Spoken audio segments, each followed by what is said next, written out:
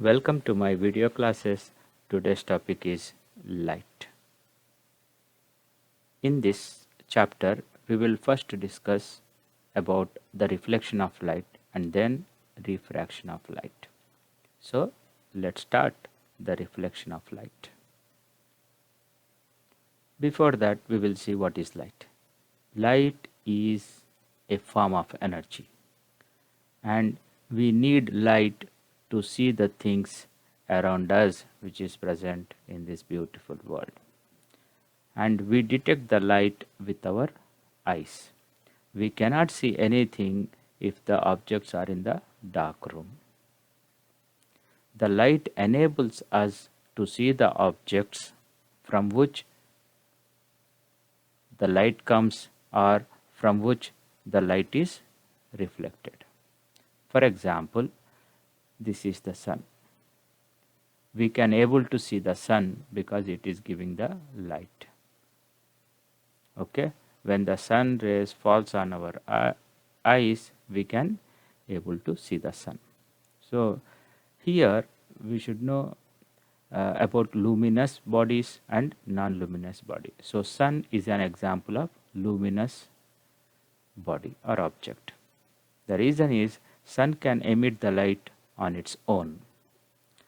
Another examples like stars also examples, or you can take burning candle is also example of luminous objects. Bulbs, tube lights, okay, all are the fire, all these are luminous objects. So when the light comes from the object, we can able to see that object. Okay, it doesn't mean that only the we can see luminous objects.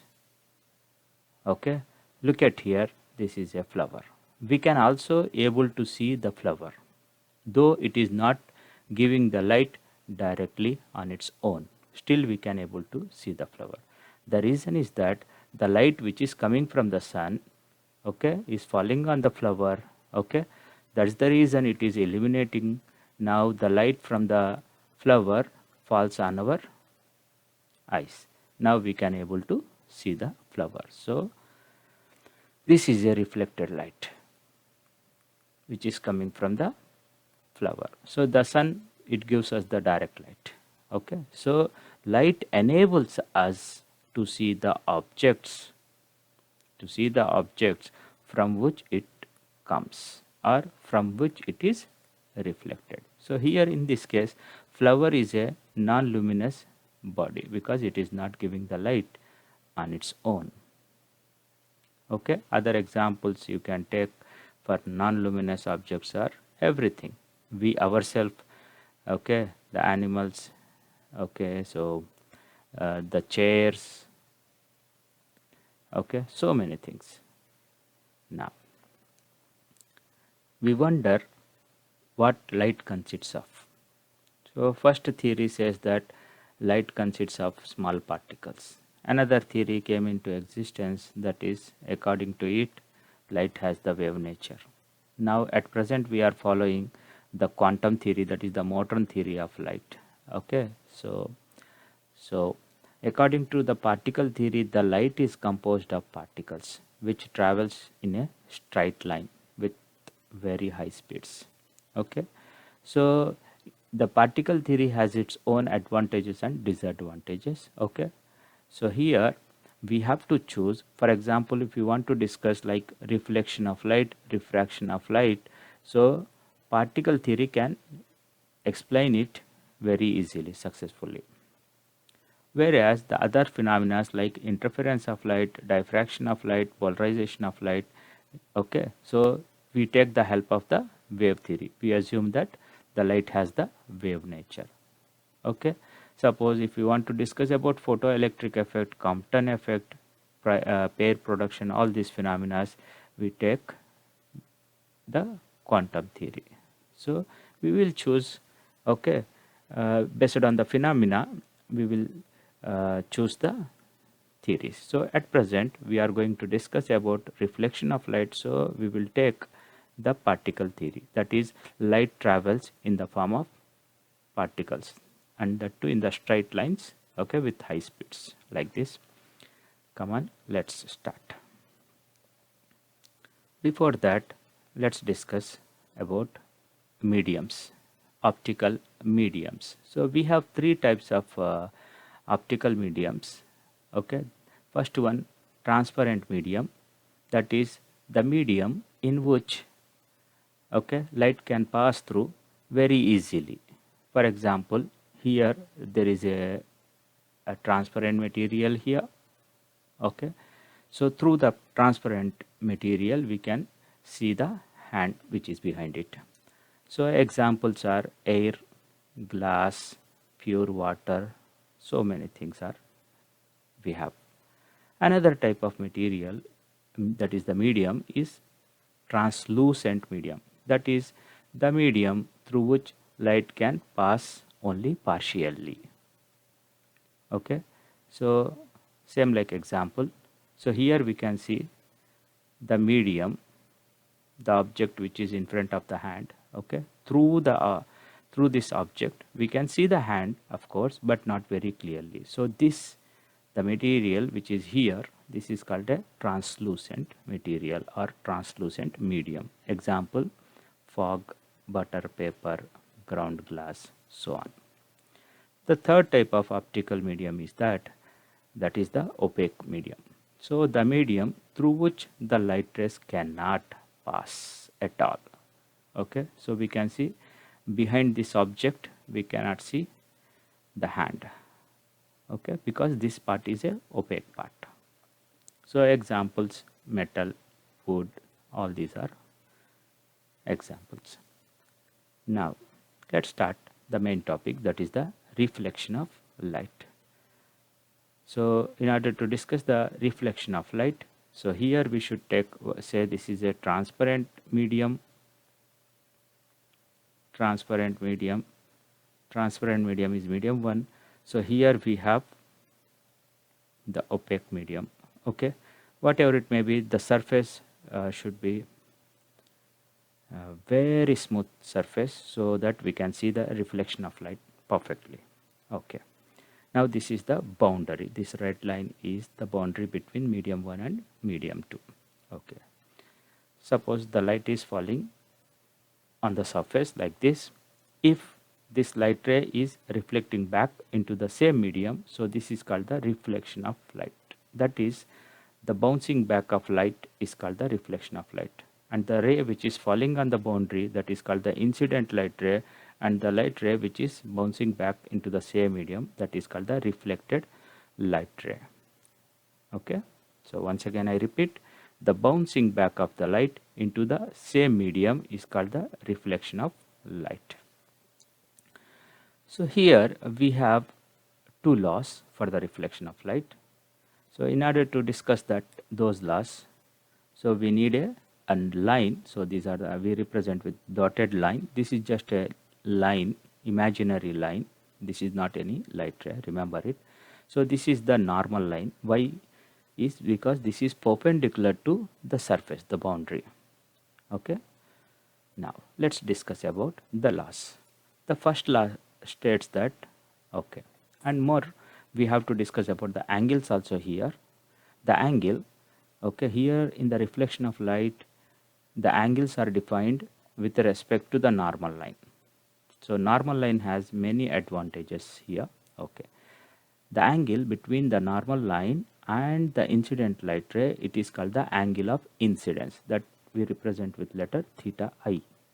Whereas the angle between the normal line and the reflected light ray is called the angle of reflection.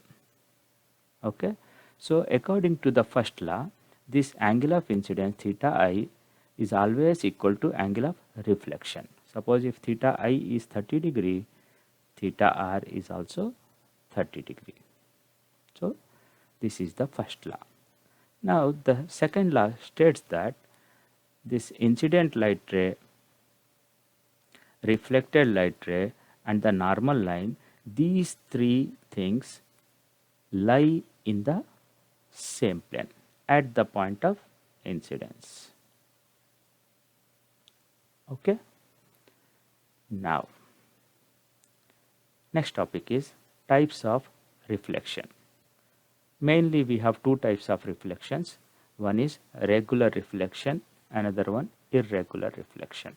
The regular reflection is also called specular reflection. The irregular reflection is also called diffuse reflection. In the regular reflection, okay, the regular reflection takes place from the smooth surface, very smooth surface, like the surface of the plane mirror. Whereas the diffuse reflection takes place from the rough surface. You can see here, like the surface of the paper. Of course, the papers looks very smooth, but in the micro level, it is not smooth. Okay, it has uneven surface. Now, in the specular reflection, that is the regular reflection, all the reflected light rays are parallel to one another. Look at here. Suppose this is all incident light ray. They are parallel. After the reflection also, they are parallel to each other. So this is the regular reflection. Whereas in the case of diffused reflection, all the reflected light rays are not parallel to one another. Okay, it means they travel in different directions after reflection. So the same, so incident light rays are parallel, whereas the reflected light rays are not parallel to one another. The reason is very clear. The surface is not regular, uniform. One more point. In the regular reflection, the images are formed, very clear images are formed. Whereas, so this is the example. Suppose we can able to see our face in the mirror easily, because the regular reflection is going on, so we can see our image very clearly. Whereas in the diffuse reflection, no image is formed. For example, when we are looking using the paper, rough paper, we cannot get our image in the paper. So no image is found here. Now, whatever it may be, whether it is a regular reflection or whether it is a irregular reflection, it is basically a reflection. If it is a reflection, our laws, the two laws will be satisfied, obeyed here. So in both the cases, okay, the laws will be satisfied. Okay, so look at here. So here, this is the normal, this is the point of incidence. At this point of incidence, the angle of incidence theta I equal to angle of reflection theta r. Okay, everywhere, here also, here, everywhere, same laws are applicable. And the incident light ray, the normal line and the reflected light ray lie in the same plane. Here also the same thing. Suppose if we are taking at this point, this is the point of incidence. So theta I is equal to theta r, same thing. And the incident light ray, normal line and reflected light ray lie in the same plane. If you take one more place also, so here also the same thing is happening. Angle of incidence equal to angle of reflection. So laws will be obeyed, whether it is a regular reflection or irregular reflection. Okay. Now we have another type of reflection, that is retro reflection. Okay, say this is the boundary. Now if the light is falling on this boundary perpendicularly like this, okay, now, so this is the incident light ray, and if the light ray is bouncing back, okay, it will bounce back into the same medium and in the same direction, just opposite. So this is a reflected light ray. So here what happens, if the light ray after the reflection returns back into the same path as the incident light ray, then such type of reflection is called a retro reflection. So here retro reflection means, okay, we define everything, the angle is defined with respect to the normal. Okay, so here angle of incidence and angle of reflection both are 0, 0. So we can say the angle of incidence, which is equal to 0, angle of reflection is also 0. So angle of incidence equal to angle of reflection is equal to everything equal to 0. Okay, let's do some simple problems on reflection. So here in this problem, so we have to find the theta I, theta I. So it's very clear theta R is given, which is equal to 60 degree. We have learned from the laws of reflection that angle of incidence equal to angle of incidence equal to angle of reflection. So that's why theta I equal to 60 degree. That's the answer. One more problem. Here the orientation is different. So what is given to us in this picture? We have to take care of the arrow mark. So this is the incident light ray. Incident light ray. So here this dotted line is the normal and this is the point of incidence. Okay, so here the angle between the normal and the incident light ray is 55 degrees. So it means theta I is given to us. So he is asking theta R question mark. So obviously angle of incidence equal to angle of reflection. So theta R will be 55 only. One more problem.